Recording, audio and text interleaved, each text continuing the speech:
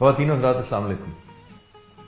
اس سے پہلے ہم نے بات کی تھی کہ پاکستان اور ہندوستان کے درمیان 1965 میں 31 اگست، 1 ستمبر اور 2 ستمبر کو کشیدگی دن بدن بڑھتی جا رہی تھی۔ 3 ستمبر کا دن ایسا ہے جس میں پاک فضائیہ نے بہت مار کے مارے۔ اب تک ہندوستان اور پاکستان کے درمیان باقاعدہ جنگ کا آغاز نہیں ہوا تھا اور نہ ہی زمینی آپریشن کا دائرہ کار کشمیر تک پھیلا تھا۔ جب پاکستان کی فوج نے اپنا دائرہ عمل اکھنور تک بڑھایا، جو کہ جوڑیاں سے سری نگر پہنچنے کا داخلی راستہ تھا، تو پاک فضائیہ کے جہازوں نے 5:30 بجے طلوع آفتاب کے ساتھ ٹیک آف کیا تو 2 F-86 سیبر طیارے اور ایک F-104 نے سرگودا سے اڑان بھری۔ ان کی منزل اکھنور تھی۔ دیگر اہم بیس یعنی ماری پور اور پشاور بھی ہائی الرٹ پر تھے۔ یہ پاکستان آرمی کے 7 ڈویژن کو پروٹیکشن دینے کی مامور تھے تاکہ توی دریا سے فوجی نقل و حمل کامیابی سے ہو سکے۔ پاکستان اور بھارت کی جنگ شروع ہونے سے صرف 3 دن پہلے یعنی 3 ستمبر کو مسٹر اور ویمپائر طیاروں کو پونے ایئر بیس سے اڑا کر پاکستان سرحد کے قریب پٹھان کوٹ ایئر بیس پر ڈپلوائے کر دیا گیا۔ ہندوستانی زمینی فوج کی پاک فضائیہ کے خلاف حفاظت کے لیے ہندوستانی ایئر فورس نے نیٹ طیاروں کا انتخاب کیا۔ ہندوستانی ایئر فورس کے 23 اسکواڈرن کے 4 طیارے اس کے اسکواڈرن لیڈر برج پال سنگھ کی زیر قیادت پٹھان کوٹ پہنچا دیے گئے۔ 4 اور طیارے بھی امبالہ سے اسکواڈرن لیڈر ولیم گرین کی زیر قیادت پٹھان کوٹ پہنچے۔ ان طیاروں نے پٹھان کوٹ کا سفر نچلی پرواز رہ کر کیا تاکہ پاک فضائیہ کو ان کی طیاروں کی پٹھان کوٹ میں موجودگی کا پتہ نہ چل سکے۔ ایس کرشن سوامی، جو کہ نہ صرف اس فارمیشن کا حصہ تھے بلکہ 2001 میں ہندوستان ایئر فورس کے چیف بھی بنے، اپنے ایک آرٹیکل میں لکھتے ہیں کہ ہمیں ٹارمک پر ہدایات ملی کہ ان کا ٹارگٹ پاک فضائیہ کے طیاروں کو تباہ کر کے ایک دن پہلے ہونے والے 4 ہندوستانی جہازوں کی تباہی کے نتیجے میں ندامت اور شرمندگی کا حساب برابر کرنا ہے۔ پٹھان کوٹ میں پہنچنے والے نیٹ طیاروں کے 2 اسکواڈرن کمانڈرز میں سے اسکواڈرن لیڈر برج پال سینئر تھے، مگر زیادہ تجربے رکھنے کی وجہ سے اس مشن کی کمانڈ ولیم گرین کے حوالے کی گئی۔ ہندوستانی ایئر فورس کا پلان یہ تھا کہ پٹھان کوٹ پر پہلے سے موجود مسٹر طیاروں کو بیٹ کے طور پر درمیانی بلندی پر پاکستان کی حدود میں داخل کیا جائے، جنہیں پاکستانی ریڈار آسانی سے دیکھ سکے۔ اسی اسنا میں 8 نیٹ طیاروں کو انتہائی کم بلندی پر مسٹر طیاروں سے نیچے پرواز کرتے ہوئے پاکستان کی حدود میں داخل کیا جائے، جو پاکستانی ریڈار سے اوجھل ہوں۔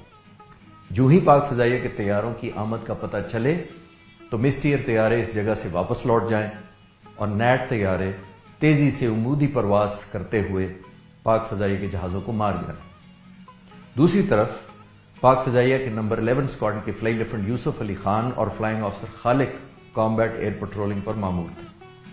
فلائی لیفٹیننٹ یوسف اور فلائنگ آفیسر خالق کا جب دشمن سے سامنا ہوا، جہاز میں ایک تکنیکی خرابی کی وجہ سے فلائنگ آفیسر خالق لڑائی میں حصہ نہ لے سکے اور فلائی لیفٹیننٹ یوسف کو تنہا 6 جہازوں کا مقابلہ کرنا پڑ گیا۔ اسی دوران جب فلائی لیفٹیننٹ یوسف ایک نیٹ طیارے کو نشانہ لینے ہی والے تھے تو خود ایک نیٹ طیارے کی گولیوں کی زد میں آ گئے۔ اس دوران فلائنگ آفیسر عباس مرزا، جو F-104 جہاز اڑا رہے تھے، ان کی مدد کو آن پہنچے۔ فلائی لیفٹیننٹ یوسف کے جہاز کو نقصان پہنچا، مگر وہ باکمال مہارت سے جہاز کو اڑاتے ہوئے سرگودا لینڈ کرنے میں کامیاب ہو گئے۔ اسی دوران پسرور کے علاقے میں ایک نیٹ طیارہ اپنی باقی فارمیشن سے علیحدہ ہو گیا اور پاکستانی F-104 کی علاقے میں موجودگی کی وجہ سے خوف زدہ ہو کر پسرور کے چھوٹے سے ہوائی اڈے پر اترنے پر مجبور ہو گیا۔ اس F-104 کو فلائی لیفٹیننٹ حکیم اللہ اڑا رہے تھے، جو بعد میں پاک فضائیہ کے چیف بھی بنے۔ ہندوستانی نیٹ ایئر کرافٹ پسرور میں لینڈنگ کے بعد ہندوستانی پائلٹ نے یہ دعویٰ کیا کہ انہوں نے جہاز میں خرابی کی وجہ سے پسرور کے رن وے پر جہاز اتارا ہے۔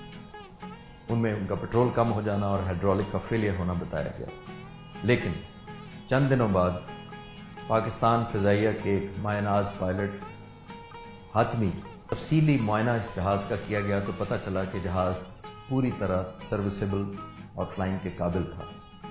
اور یہ بھی بات قابل ذکر ہے کہ اس جہاز کو اڑانے سے پہلے برج پال سنگھ نے یہ دعویٰ کیا تھا کہ یہ جہاز کوئی پاکستانی پائلٹ اڑانا تو دور کی بات ہے، سٹارٹ بھی نہیں کر سکے گا، اور انہوں نے یہ شرط بھی لگائی کہ اگر کسی پاکستانی پائلٹ نے ایسا کیا تو وہ اپنی طرف سے اسے شراب کی بوتل تحفے میں دیں گے۔ یہ وعدہ کرتے وقت اور یہ شرط لگاتے وقت برجپال سنگھ شاید یہ بات بھول گئے تھے کہ وہ خود ایک جنگی قیدی بننے جا رہے۔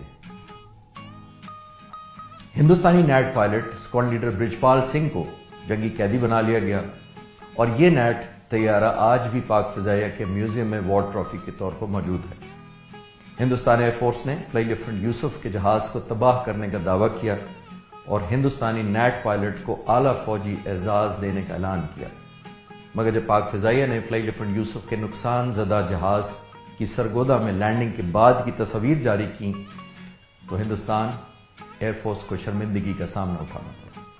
اسکواڈ لیڈر برجپال کو دوران قید ہندوستان ایئر فورس سے برخاست کر دیا گیا، مگر بعد میں ہندوستان لوٹنے پر انہیں نوکری پر بحال کر دیا گیا اور وہ ایئر مارشل کے رینک سے ریٹائر ہوئے۔ 3 ستمبر کے دن کے اختتام پر پاک فضائیہ نے 24 مشن اڑے، جن میں سے 19 سرگودا سے اور 5 پشاور سے اڑائے گئے۔ نیٹ طیاروں کی مسرور لینڈنگ کے بعد وقتی طور پر ہندوستان نے مزید پیش قدمی نہ کی۔ اسی دن commander in chief air vice marshal Noor Khan اپنے کچھ سینئر افسران کے ہمراہ سرگودا بیس پہنچے۔ اس میٹنگ کے بعد یہ فیصلہ ہوا کہ سیبر طیاروں کو 25 سے 30 ہزار فٹ کی بلندی پر اڑایا جائے اور 10 منٹ کے وقفے سے 2 F-104 کو نیچی پرواز کرتے ہوئے F-104 کی فارمیشن سے جا ملایا جائے۔ نیچی پرواز کرتے ہوئے F-104 کو جو ہی دشمن کی آمد کا پتہ چلے تو یہ طیارے نیچے سے عمودی پرواز کرتے ہوئے دشمن کے جہاز پر جا حملہ کریں۔ مگر آنے والے دنوں میں ہندوستانی فضائیہ کو پاک فضائیہ کو چیلنج کرنے کی کوئی قابل ذکر ہمت نہ ہوئی۔ 3 ستمبر کی شام تک پاک فضائیہ کے الرٹ ہونے کا یہ فائدہ ہوا کہ پاک فضائیہ کے ہاتھ ہندوستان کا نہ صرف ایک جہاز قبضے میں آیا بلکہ ان کا ایک سینئر پائلٹ بھی پاکستان میں جنگی قیدی بنا لیا گیا۔